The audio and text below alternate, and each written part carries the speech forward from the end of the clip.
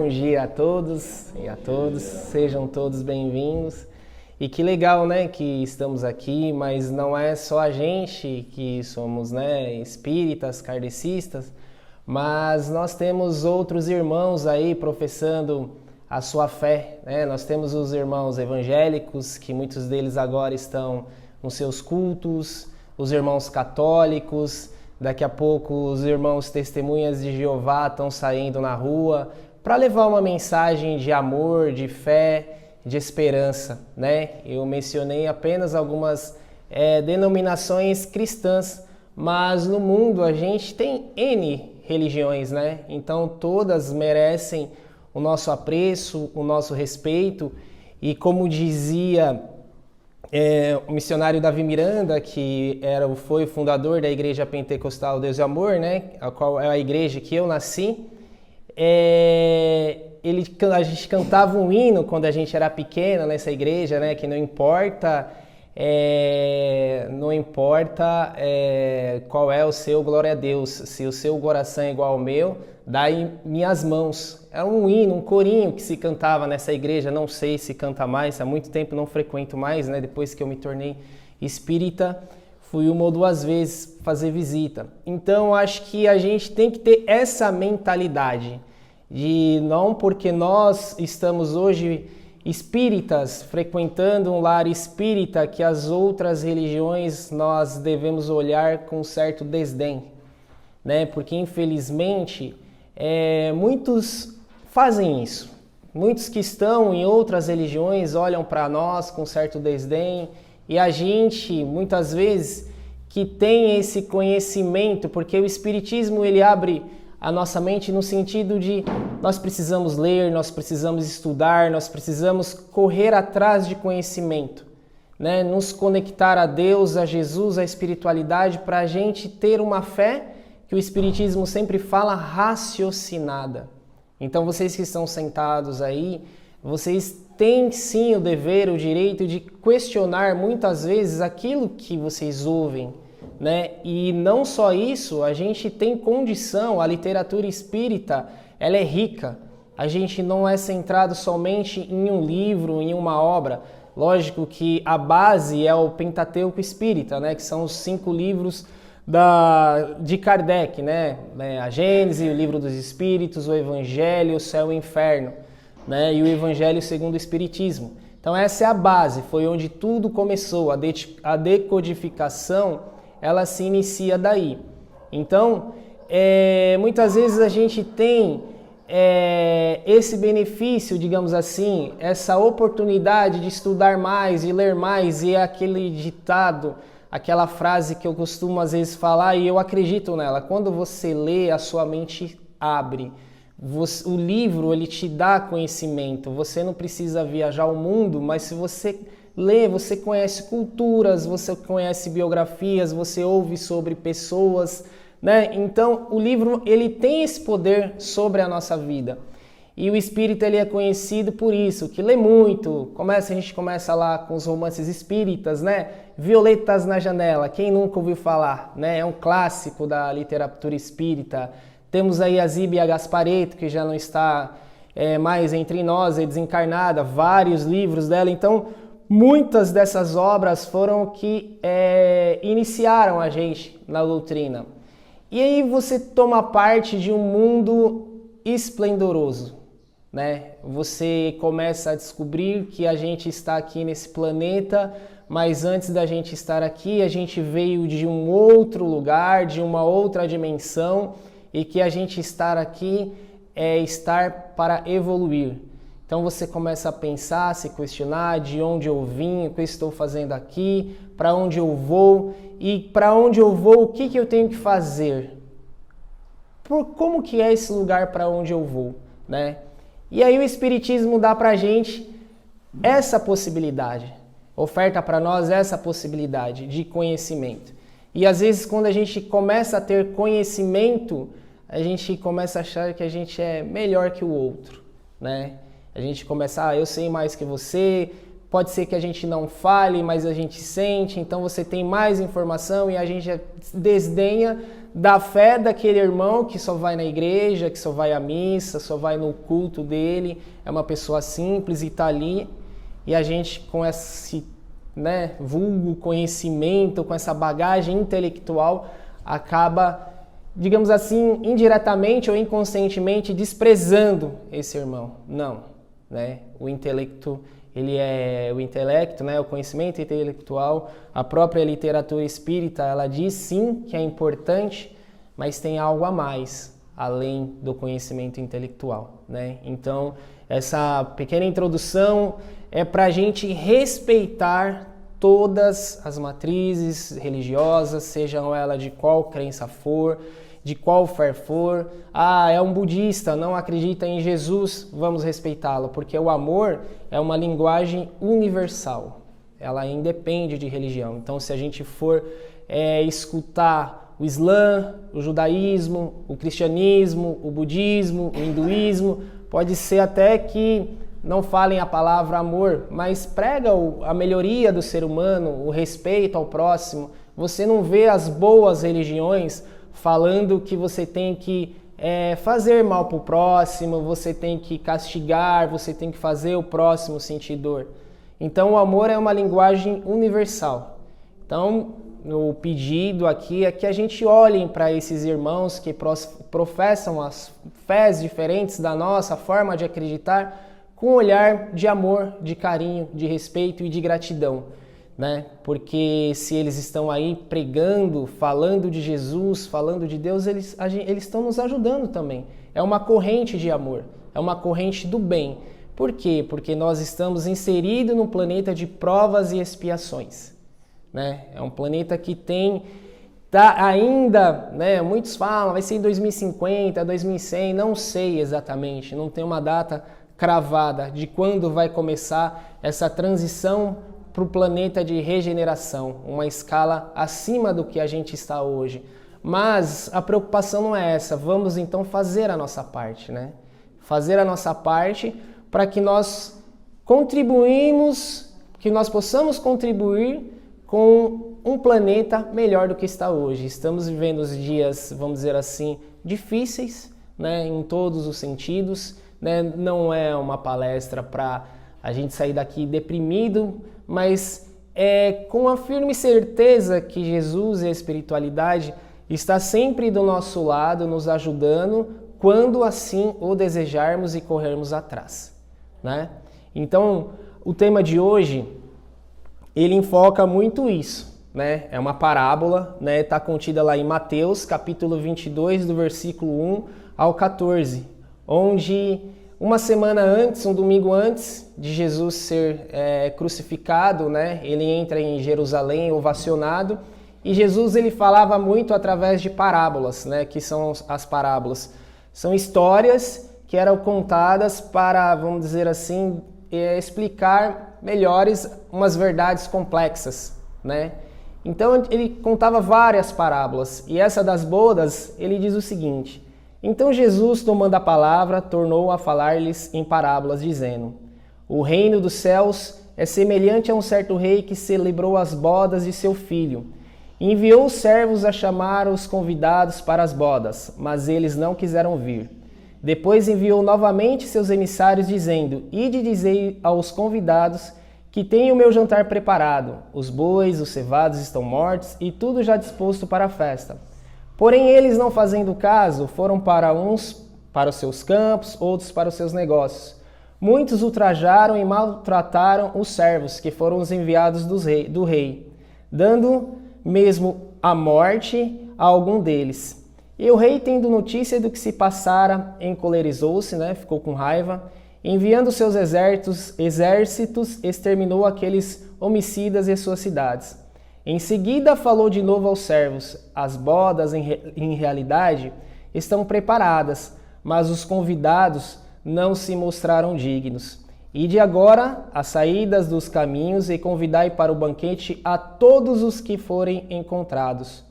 E os servos, saindo, ajuntaram o que foram encontrando pela frente: coxos, cegos, aleijados e pobres, tanto bons como maus. E assim ficou cheio o salão nupcial. Então o rei entrou para inspecionar os convivas, vendo entre eles um que não vestia a túnica nupcial. Chegando-se a ele, disse: Amigo, como entraste aqui sem as vestes nupciais? E ele obedeceu. Disse então o rei aos servos: Atai-o de pés e mãos e lançai-o nas trevas exteriores. Ali haverá choro e ranger de dentes. Aí aquela frase, né, que eu falei que muitos, né, podem não associar a essa parábola, né? Mas essa frase é uma frase bem conhecida, né? Porque muitos são chamados, mas poucos são escolhidos, né? Mateus 22, e tem também uma passagem no Evangelho de Lucas, capítulo 14. Então, o que a gente pode comparar essa parábola? O que o Espiritismo entendeu e, digamos assim, traduziu essa parábola, né? O que é a boda? Né? É um casamento, uma festa de casamento, onde muitos querem participar, né? Quem não quer estar numa festa onde se comemora, onde se tem alegria, você vai dar os parabéns aos noivos, fazer uma confraternização, né? E essa festa, trazendo para o âmbito espiritual, seria como se fosse um casamento com Jesus, né? Na igreja evangélica ele fala que nós, a igreja, somos a noiva, então nós temos que ter esse casamento com Jesus. Então as bodas seria uma festa onde nós todos seríamos os convidados a participar dessa festa. Então essa boda seria algo que a gente pode falar de algo espiritual. E como que a gente pode ser convidado? Nesse caso aqui, o rei, ele convidou na época os melhores. Então, os sumos sacerdotes, né, aquelas pessoas intelectualizadas. E o que essas pessoas fizeram? Né? Elas dispensaram esse convite, porque elas tinham afazeres mais importantes do que ir numa festa de casamento. Então, eu vou cuidar da minha vida, eu vou cuidar do meu negócio, eu tenho outras coisas mais importantes para fazer. E eles dispensaram esse convite. Então o rei, ele percebendo esse desprezo, ele pediu para os servos irem atrás de outras pessoas, e outras também dispensaram. Então o rei falou: então você vai atrás de todos, né? Todos que você encontrarem, né, que vocês encontrarem, vocês tragam para esse casamento, né, para as bodas do meu filho. E a gente pode trazer isso hoje, nos dias atuais. Nós somos os convidados, né, para esse casamento. E qual é esse casamento? Com a espiritualidade, com a vida eterna, que o Espírito, né, é eterno, como a vida eterna, mas numa situação em que nós possamos, após sairmos dessa vida terrena, evoluídos. Então o convite para as bodas é feito para nós todos os dias. Como assim? A espiritualidade está convidando a gente para um casamento todos os dias? Sim, todos os dias. Então, todos os dias a gente recebe sinais, né? Então, como que a gente pode se questionar, né? O que estamos fazendo da nossa vida hoje? Quais são os pequenos atos do dia a dia que a gente está cometendo que possa estar impedindo algum dia de chegar na espiritualidade e a gente ser taxado como você, né, foi convidado, mas você não pode ser escolhido, né? Você foi chamado, mas você não foi escolhido. Mas será que a gente chega na espiritualidade? Ou será que a gente chega aqui na Terra mesmo e a espiritualidade fala assim: não, eu não vou te escolher. Você não é assim, eu não vou te escolher. Não, quando a gente passa num processo seletivo e é escolhido, o que a pessoa que está coordenando esse processo seletivo ela faz? Ela chama várias pessoas, essas pessoas que estão participando desse processo seletivo, ou ela já se preparou, ou ela tem tempo para ir se preparando, para estudar, e quando chega a hora, você é escolhido pelo quê? Pela sua capacidade e pela sua competência para, né, ocupar aquele espaço, aquele lugar, aquela função a qual você né, se candidatou. E é isso que a gente tem que fazer hoje, nos dias atuais, né? A gente tem que se capacitar, né? Não somente intelectualmente, mas principalmente espiritualmente, né? E aí às vezes a gente fica pensando, né? Se capacitar espiritualmente é somente ir à igreja, rezar a missa, orar no culto, fazer campanhas, distribuir mantimentos, ir ao centro espírita, participar do passe de harmonização, ajudar na casa. Não, tudo isso é importante. Mas tem muito mais coisas que estão além disso. E essas coisas, ela muitas vezes, ou a maioria das vezes, estão fora do que a gente pratica aqui dentro do centro espírita, do que o irmão evangélico pratica dentro da igreja evangélica, do que o sacerdote católico, judeu, né, muçulmano pratica dentro dos seus templos, né? Porque aqui a gente vem buscar conhecimento, como a nossa irmã fez a prece, né? A gente vem buscar conhecimento para praticar lá fora. O mais importante, o mais difícil é o que a gente faz lá fora. São as nossas atitudes do lado de fora. É repetitivo, algumas pessoas já ouviram falar isso, né? É muito fácil ser espírita dentro do centro espírita. Aqui dentro a gente veste, muitas vezes a gente veste uma capa, a gente tá sempre com um sorriso no rosto, sempre simpático, mas lá fora que é o nosso grande desafio, no dia a dia, dentro da nossa casa, dentro do nosso ambiente de trabalho, na nossa vizinhança, é isso que vai fazer a diferença, né? Eu imagino uma cena que não adianta, né? Eu já vi até histórias, né? Talvez para ilustrar esse tipo de ação, que quando uma pessoa desencarna, ela chega lá em cima, ela fala assim, mas eu fui um sacerdote espírita, fui um sacerdote católico, eu fiz tudo certinho, eu dava o dízimo, eu ia na igreja, eu contribuía, eu ajudava, eu fazia isso e aquilo. Aí um espírito de alto gabarito falava assim, mas você fez isso dentro da sua casa religiosa e fora dele, e fora dela, né? E fora do templo que você frequentava. Qual foi as suas atitudes? O que você fez, né? E aí no mesmo local tinha lá um espírito, né, de cabeça baixa, né? Porque ele não tinha participado de nenhuma religião, de nenhuma casa religiosa com tanta importância que nenhum outro disse, né?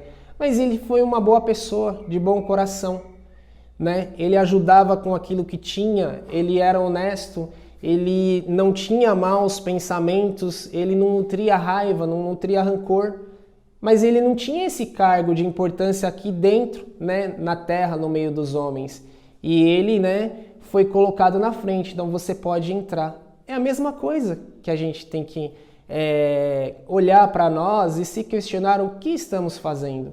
É importante sim a gente ajudar, a gente contribuir. Não é porque, não, eu sou uma pessoa rancorosa, eu tenho inveja, eu tenho um sentimento de cobiça, eu sou muito materialista, eu sou apegado às coisas materiais, eu tenho ciúmes, eu tenho N defeitos. Mas eu fui lá no centro espírita, o rapaz lá que deu a palestra falou que não adianta não adianta eu ir, estudar, ler, contribuir, se eu não melhorar a outra parte. Não é para fazer isso.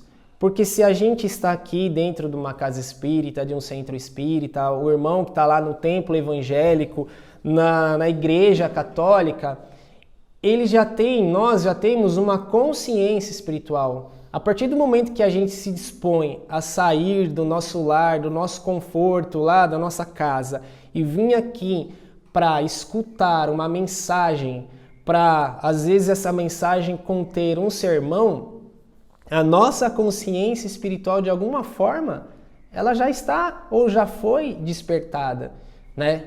Porque se a gente está aqui, a gente acredita não só quer vamos dizer assim, um conforto material, um conforto físico, psicológico, mas em algum momento a gente acredita que tem algo acima da gente, algo que transcende essa questão de materialidade, que a vida começa aqui e termina aqui, Se a gente está aqui, se os irmãos católicos, os evangélicos estão frequentando nesse momento ao redor desse planeta os seus templos, as suas casas de orações, é porque eles entendem que tem algo acima da gente, que muitas vezes a gente não sabe explicar. Se alguém perguntar para mim, explica Deus, a gente vai dar aquela explicação, muitas vezes tradicional. Deus está no amor, está nos pássaros, na natureza, no sol, na água, sim. Né? Realmente está. Se a gente for ver, explica para mim, né, como que surgiu tudo isso. É uma força. Tem gente que acredita que Deus é um velhinho sentado numa cadeira, total respeito a quem acredita nisso. Outra é uma força, é uma luz.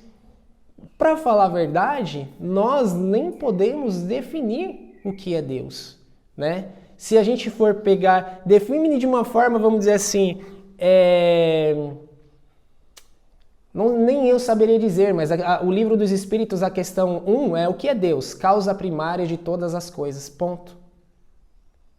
Então interpreta isso. E se a gente for estudar o livro dos Espíritos, a gente ainda está um pouco longe para entender realmente o que é Deus. Quem é Deus? A gente sabe que ele é imortal, ele é bondade, amor, acima do que a gente possa imaginar.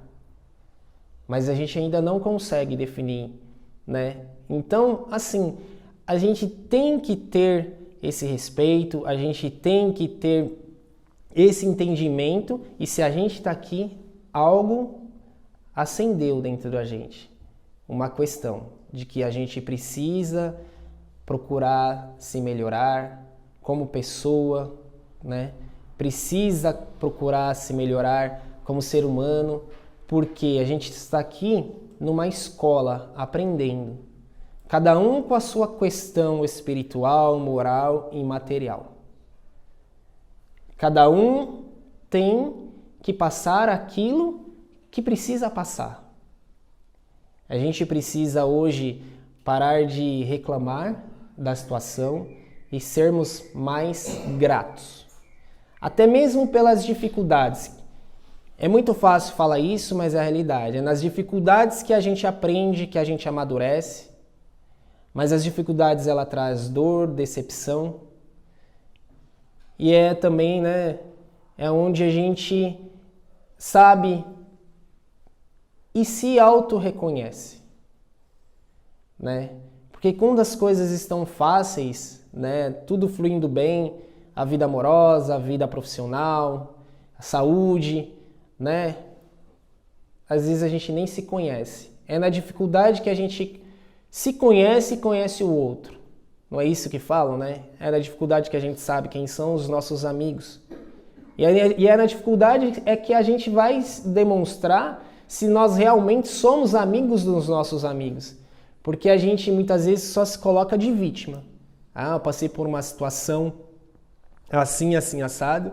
Tal pessoa não me ligou. Tal pessoa não me ajudou. Procurei ajuda, virou a cara. Não me visitou mais, não me ligou mais. E será que a gente não está fazendo a mesma coisa? Com alguém próximo, com um parente próximo, com um amigo?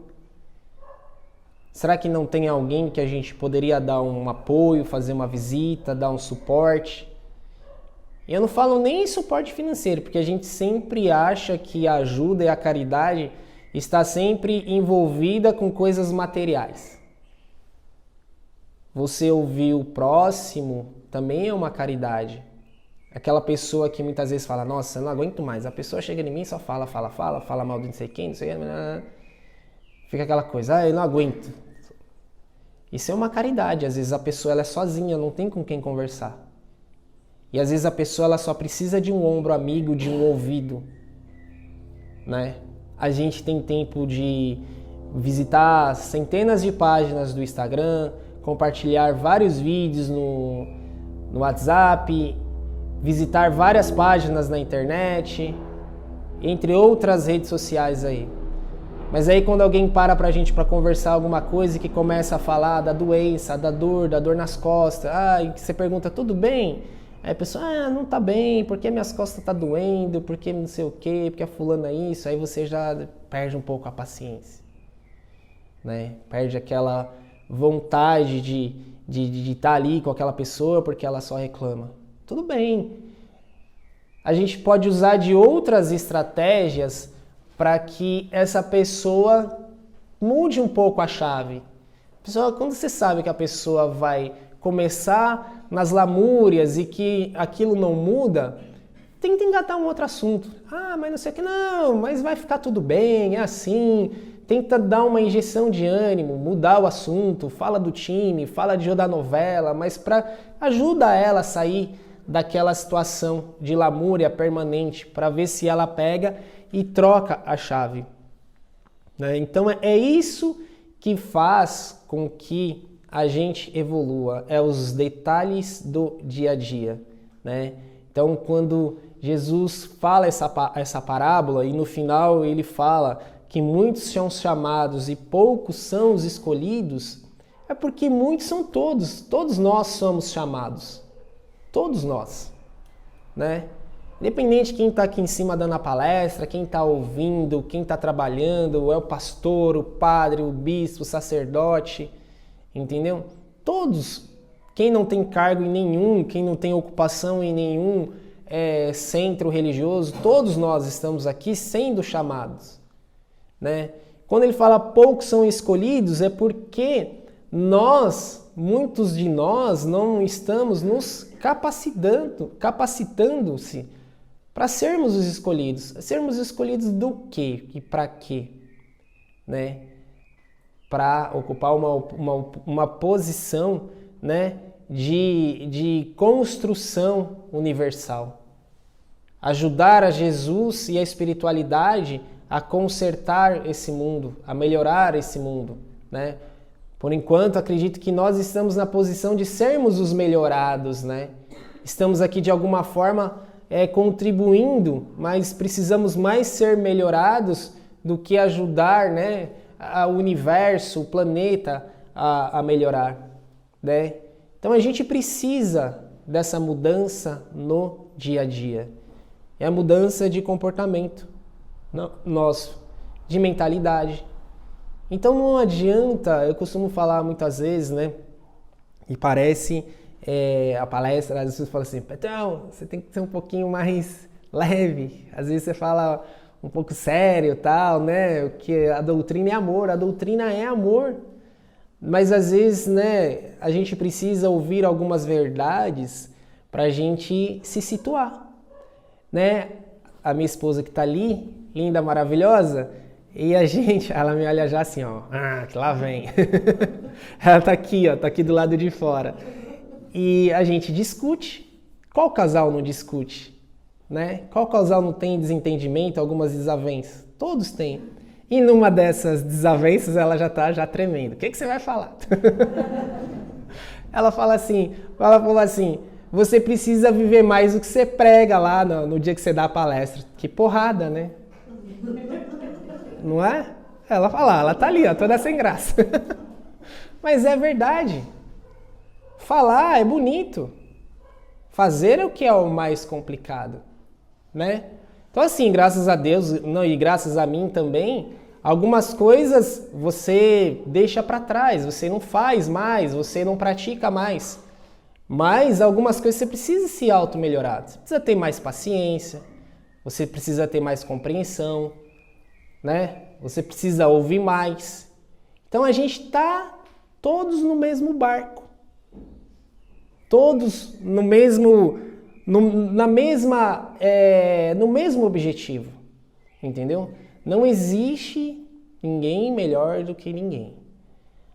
Porque o padre. Porque o médium. Porque o pastor. Porque o missionário. Porque isso, porque aquilo. A gente precisa, muitas vezes, é lógico que a gente tem que respeitar, sim, tem que, muitas vezes, seguir como modelo, que tem muitas dessas pessoas, desses líderes, que eles têm, sim, bom comportamento, né? Deixam bons exemplos e são instrumento da espiritualidade para guiar nós aqui que estamos na Terra, e de várias religiões, né? Só que todos são e foram seres humanos encarnados, aqueles que já deixaram nós, né? Então, assim, Chico Xavier, né? Temos aí grandes expoentes católicos, budistas. Ah, mas você viu o que a tal pessoa do budismo fez? Sim, infelizmente. Caiu no erro, mas quantas coisas boas ele fez? Quantas mensagens boas ele deixou? Quantas palavras boas de amor ele publicou e isso fez a diferença na vida de muitas pessoas? Por causa de um ato, a gente vai invalidar? Não estou falando que a gente tem que ser conivente com o ato errôneo que ele fez, que ele cometeu.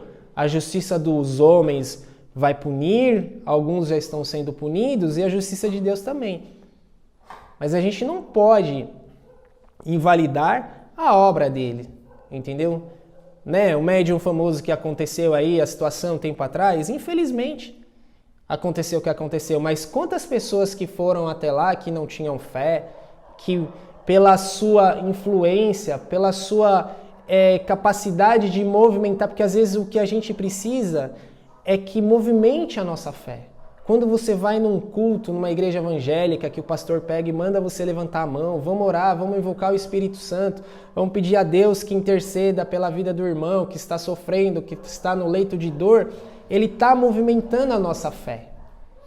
Ele está fazendo que a gente saia daquele momento de inércia e levantando as nossas mãos e pedindo a Deus, ao Espírito Santo, a Jesus, o católico, a Virgem Maria, nós, a espiritualidade, né, o Espírito X, Y, Z, que ajude, que interceda. Então essas pessoas, elas movimentam a nossa fé. Elas ajudam a gente a sair desse momento, desse estado de inércia. Acredite que há algo poderoso do bem acima da gente que pode ajudar a gente, independente da igreja, independente da religião. Então a gente precisa mudar esse conceito nosso, a gente precisa se melhorar. Mas essa melhora é no dia a dia. Muitos são chamados, poucos são os escolhidos. Não é o nosso cargo, repetindo, né? Não é o nosso cargo dentro da nossa instituição religiosa. São as nossas atitudes do dia a dia. São as nossas atitudes dentro de casa, que são os nossos maiores desafios. É casa e trabalho. Porque isso a gente não tem como fugir desses dois aspectos na nossa vida. A não ser que você seja um bilionário ou milionário, alguém muito bem de vida e consiga viver como um nômade, isolado do mundo, mas você vai precisar de alguém. Em algum momento você vai precisar de alguém. Eu tenho dinheiro, então eu vou me isolar, não preciso de nada de ninguém, eu preciso trabalhar e não preciso de família. Então eu vou pegar e vou morar numa ilha isolada, vou construir lá uma casa, fazer lá uma horta, levar lá uma meia dúzia de galinha para botar ovo, porco, vou criar lá uma agricultura de subsistência lá para me sobreviver. Em algum momento você vai precisar de alguém. Ou você vai ficar doente, ou você vai precisar pegar o seu barquinho e ir até a cidade para comprar mantimentos. Então a gente tem que saber, tem que aprender a se relacionar com as pessoas. É assim que a gente vai evoluir. Mas e se eu virar nômade, levar uma vida meditativa? No Livro dos Espíritos diz que não tem muita validade. Podem pesquisar, vida meditativa, no Livro dos Espíritos vão encontrar a pergunta e a resposta exata lá. Não tem muita validade. Porque a gente precisa ter o contato com o outro, com aquele pai, com aquele marido, com aquela esposa, com aquele irmão, com aquela irmã, com aquele chefe no trabalho, o colega do trabalho. Porque é ali que os nossos gatilhos, eles são acionados. Muitas coisas dentro de nós são enrustidas. Como assim? Muitas coisas dentro de nós a gente só sabe que a gente tem a partir do momento que alguém aciona esse gatilho. Às vezes falam pra mim, Sapetoel, você é paciente. Aí a minha esposa fala assim, quem não te conhece que te compra, né? Entendeu? Assim, eu não sou essa pessoa paciente que as pessoas acham que eu sou. Não que eu saia dando tiro, maltratando isso e aquilo, mas tem momento que você dá aquela, vamos dizer assim, aquela bufada e, né? Então aí você percebe que você não é um Dalai Lama, você não é aquela, né, um Gandhi da vida, aquela, né, aquele monge japonês, né, aquela coisa que o mundo pode estar caindo na cabeça dele, que ele tá lá, né, tá tudo certo. Não, ninguém é assim. Mas por quê? Porque eu vim nessa encarnação para melhorar muitas coisas. E provavelmente isso é uma delas. Entendeu? Do nada, às vezes você está numa situação e aí você se estressa, você perde a paciência. E vamos em frente. A partir do momento que a gente sabe, tem consciência que a gente precisa se melhorar nisso, a gente já deu um passinho na nossa evolução. O problema é quando a gente acha que não tem que melhorar. Não, tá tudo certo. Não. A pessoa fala pra você, não, que é isso? Né? Quando a gente reconhece que precisa melhorar, a gente já ganhou ali uma estrelinha lá, né, da professora do primário, né? Então, o Espiritismo, ele traz isso que é muito importante, que é a melhoria, o mérito é todo nosso. Quando a gente vem no centro espírita que a gente está derrubado, acabado, mentalmente, psicologicamente, até fisicamente com problemas, a gente vai ser atendido sim, não somente pelos trabalhadores, mas pela espiritualidade, nos seus respectivos trabalhos, seja um trabalho de cura, um passe de harmonização, um passe magnético, uma palavra, uma consulta, na igreja evangélica, uma oração com imposição de mãos, um culto disso, daquilo. A gente vai ser atendido, sim. Mas aqui, o que a gente procura passar para todos é que quando você chega nessa condição, você recebe uma injeção de ânimo, mas o mérito, o esforço dali para frente é todo nosso. Por quê? Porque quando você chegar lá em cima, ou no momento da sua evolução espiritual, você foi chamado e você foi escolhido. Não que você foi escolhido porque você é mais bonito, ou mais bonita, ou mais inteligente, ou mais inteligente, ou mais rico, ou mais rica. Não.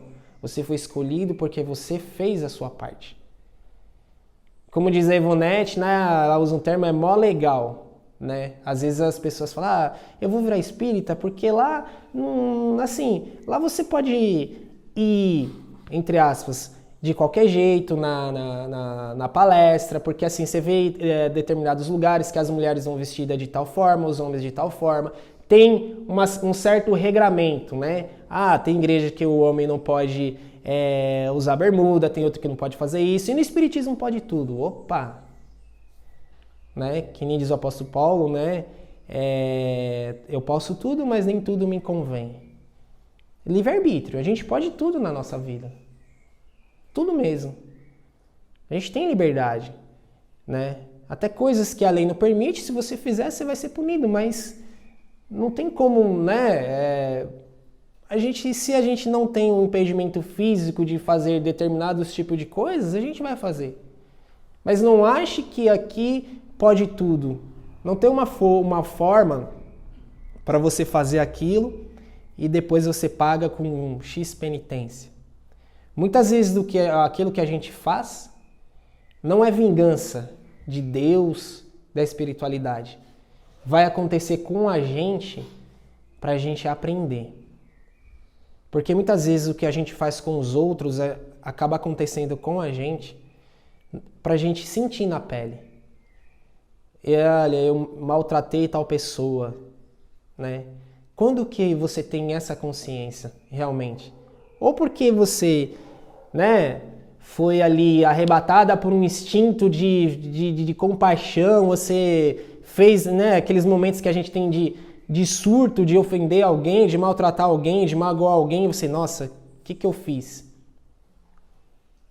Ou quando você passar pela mesma situação, que aí você sente na pele, sente dentro do seu eu, o que é magoar uma pessoa, o que é trair uma pessoa, E às vezes a gente só aprende assim.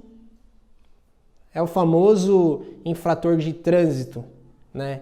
Que só vai respeitar o limite de velocidade quando ele receber uma multa na casa dele, né?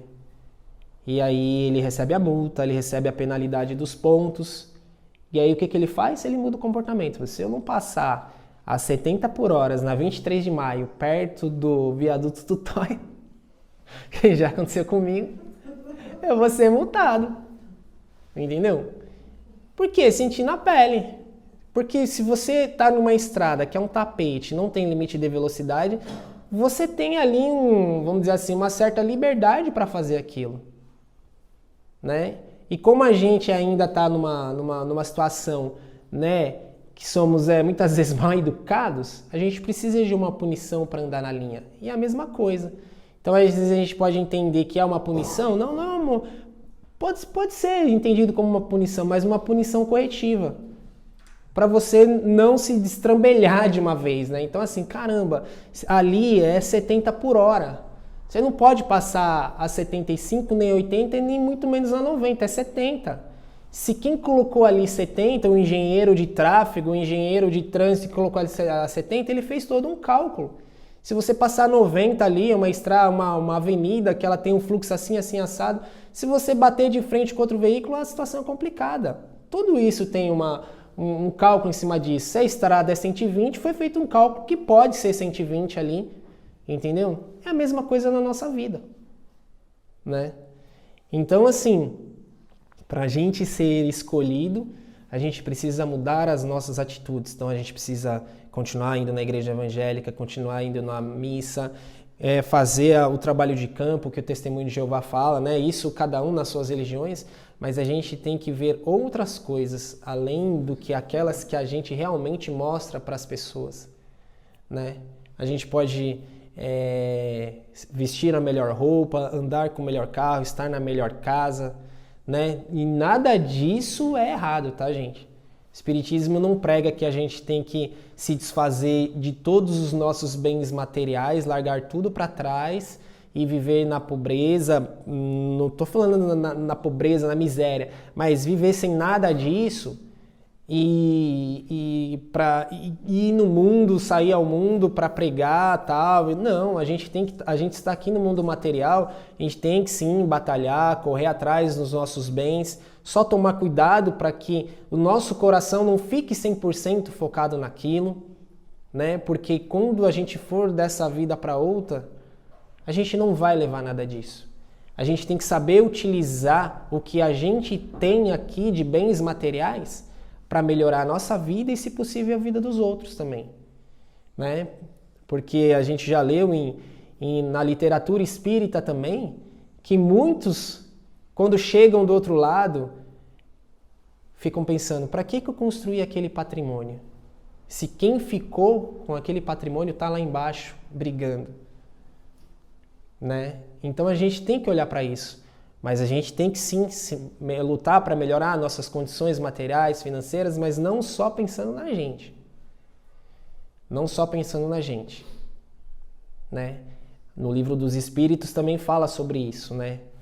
Que aquilo que nós temos foi, entre aspas, dado por Deus. Assim como Ele deu, Ele pode tirar. Então a gente tem que fazer bom uso de todas as nossas capacidades. Até do nosso corpo físico a gente tem que fazer bom uso, porque a gente vai prestar contas do que a gente fez com ele. E isso, gente, é sem preconceito, sem julgar, sem falar mal, porque todos nós temos alguma falha em alguma parte da nossa vida. Então não se sintam apontados, não se sintam inquiridos ou julgados, porque quem está aqui falando para vocês também tem defeito, muitos defeitos. Então, assim, para as pessoas, né, aquilo que eu estou falando para vocês, quem está ouvindo primeiro sou eu. Então serve para mim também, né? Então a mensagem principal, né, da Parábolas das Bodas é a frase final. Muitos são chamados e poucos são escolhidos, né? E esses poucos que são escolhidos são aqueles poucos que realmente abraçaram, né, aquilo que Jesus, que a espiritualidade, né, traz para nós, né? Amar ao próximo como a ti mesmo, amar a Deus sobre todas as coisas. São os detalhes do dia a dia, né? Ler o livro dos Espíritos, estudar a doutrina, vir no centro, na igreja. Isso é maravilhoso, isso é importante para quem tem disponibilidade. Você tem que sim, né? Às vezes as pessoas falam assim, eu não vou em nenhuma igreja, nenhuma religião, mas eu acredito em Deus. Eu te respeito, a gente respeita, tudo bem. Mas quando a gente frequenta uma comunidade religiosa, seja ela qual for, a gente se envolve com aquilo, a nossa fé, a nossa energia, ela é movimentada de uma forma melhor, ela se expande mais, né? Você tem contato com outras pessoas que têm outros problemas, que têm outras experiências, que ajudam na resolução daquilo. E a energia do local é boa. Às vezes a gente chega para baixo, deprimido, com algum problema, e aí você vê aquela pessoa ali, te dá um abraço, te fala um oi, um bom dia. Isso tudo ajuda. Aqui a gente está tendo uma troca de energia. É que nem o passe de harmonização, o passe magnético. É uma troca de energia. Quando o médium chega, levanta as mãos, né, faz a imposição das mãos, a água fluidificada, tudo isso é um medicamento espiritual para que a gente tenha forças de seguir no nosso dia a dia. Isso não vai fazer da gente sair daqui, ser santo, não. Pode ser que a gente saia daqui ou saia dali, leve uma fechada e, né? Já dou aquela bufada de novo, né? De raiva da pessoa que deu uma fechada em mim, né? Não vai fazer da gente santo. Isso é um exercício diário, né? E é o que eu falo. Quando vocês virem algum médium, algum pastor, padre, sacerdote cometer algum ato impróprio, né? Olhem com um olhar de misericórdia, e não deixem de ir nas suas igrejas, nos seus templos, nos seus centros espíritas, seja ele qual for, por causa do ato daquela pessoa, porque todos nós somos falhos, né? Nem todo líder religioso, seja ele de qual religião for, são pessoas ruins, com más intenções. E dentro da religião, da filosofia, da doutrina, cada um dê a definição que acha mais adequada, também tem pessoas más intencionadas também, que estão ali, que possuem fraquezas, que algum dia possam ser, que elas venham a nos decepcionar. Meu pai, que já não está entre nós há 6 anos, morreu com 86 anos. Ele era um evangélico ferrenho. E às vezes a gente ficava falando para ele, poxa, você vai lá na igreja, fica dando dízimo, o pastor tá andando de carro bom, não sei o que tal. Ele falava, eu faço a minha parte, o meu compromisso é com Jesus, não é com o homem. Olha que legal. Então para ele, o pastor estava se apropriando do dízimo que ele dava, que ele era um aposentado, recebia o salário mínimo, ele dava lá X% lá, para ele não estava fazendo falta, mas ele acreditava piamente que ele estava ajudando a obra de evangelização. Se o pastor estava se apropriando de forma inadequada daquele recurso que era para ser direcionado para a igreja em si, era um problema do pastor. Ele ia lá, não era só aquele pastor que estava lá, eram outros, tinha aquela comunhão, ele orava, ele cantava os hinos da igreja, se tinha comunhão com os irmãos da igreja dele, aquilo para ele era importante. Para nós também. Se você vai na igreja católica, se o padre está cometendo algum ato, alguma coisa, algum dia ele vai ser pego, vai ser punido. Mas não deixem de exercitar a sua fé. A gente não pode. Eu não vou mais naquele centro espírita porque eu não gostei do que aquela pessoa falou, não gostei daquele comportamento, eu cheguei e falei bom dia, a pessoa não me falou bom dia. Então são esses os detalhes que a gente tem que prestar atenção. Né? Para ser escolhido, que nem Jesus conta nessa parábola, né?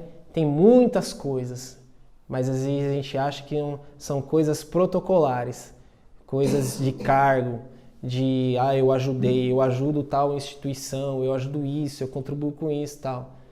Legal, a gente tem que continuar ajudando, mas vamos tentar melhorar um pouco mais, principalmente o nosso eu interior. Raiva, ciúmes, inveja, cobiça, traição.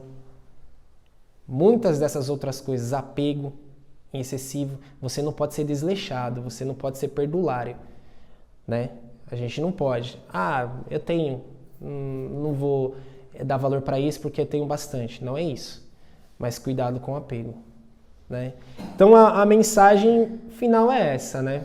Para a gente dar atenção aos pequenos detalhes que eles fazem toda a diferença no final, né? É no nosso dia a dia, né? É no nosso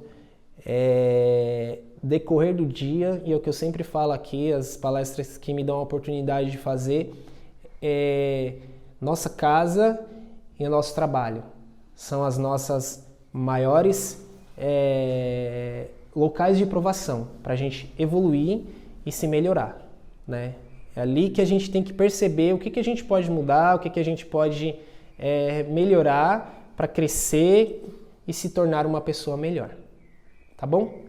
Agradeço, né, a caridade, vocês estão aqui me ouvindo, eu falo demais, né? Mas a mensagem final é essa, né? Vamos prestar atenção nos detalhes e seguir em frente, né? Um dia a gente possa ser convidado para essas bodas espirituais aí, chegar lá na hora e falar, poxa, que legal, você foi escolhido, vem pra cá, né? Que nem o nosso, vem pra cá, Silvio Santos, né? Ele fala assim, né? E a gente chega lá, né? Obrigado, gente, pela oportunidade, pela caridade. E vamos agora relaxar os nossos braços, nossas pernas, fazendo uma prece de agradecimento. Senhor Jesus, gratidão por essa manhã, por estarmos aqui, ouvindo, aprendendo, e quiçá possamos colocar em prática os ensinamentos que aqui foram passados. Pai querido, Pai amado, que cada uma dessas pessoas que aqui está, que cada uma das pessoas que não puderam estar aqui, mas que estão nos pensamentos dessas que aqui estão, possam ser atingidas pelo seu amor, pela sua paz, pelo seu carinho e pela sua misericórdia. Senhor Jesus, uma vibração especial para os nossos irmãos em condição de rua, que nesse momento estão desnorteados, muitos deles sem esperança alguma de viver. Pedimos aos bons espíritos que visitem a eles ao redor do lar cristão, nessa cidade, nesse país e nesse planeta de provas e expiações. Uma vibração especial para os irmãos que se encontram acamados em leitos de hospitais, sentindo dores físicas, dores na alma, angustiadas, e alguns deles, Senhor, abandonados. Senhor Jesus, uma vibração também, Senhor, em direção aos irmãos que estão em presídios, afastados da sociedade por conta de seus atos errôneos. Misericórdia deles, Senhor, e que também o amor de Cristo chegue a esses lugares. Uma vibração, Senhor, a todos os políticos dos cantos desse país e de todo esse planeta. Que eles tenham a noção que o poder que eles têm na mão influencia a vida de milhares, bilhões de pessoas. E que eles possam usar, Senhor, esse poder momentâneo com sabedoria, com parcimônia e visando o bem público, Senhor. E que nós que estamos aqui sendo comandados, que nós possamos de alguma forma enviar a eles vibrações de amor também, Senhor, independente de ideologias. Pai querido, Pai amado, gratidão pela oportunidade, gratidão pelo dom da vida, e que nós possamos, Senhor, a cada dia que passarmos aqui encarnados, valorizarmos as Suas palavras, os Seus ensinamentos, para que ao retornarmos à pátria espiritual, possamos ser um dos escolhidos. Que assim seja, graças Senhor Jesus.